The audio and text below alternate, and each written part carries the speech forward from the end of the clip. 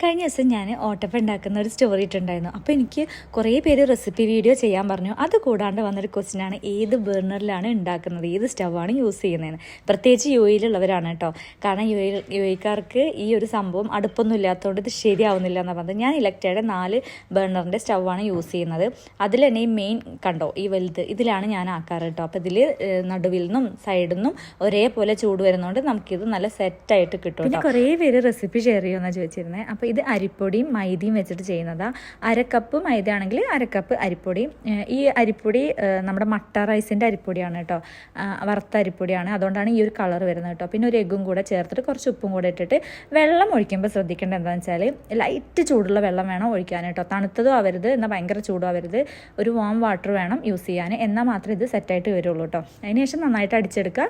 അപ്പം തന്നെ നമുക്ക് ചുട്ടെടുക്കാം കേട്ടോ. അപ്പത്തിനും ചട്ടി അവിടെ ഓൾറെഡി നല്ല ചൂടായിട്ട് ഇരിക്കുന്നുണ്ട്. അപ്പം ഞാനത്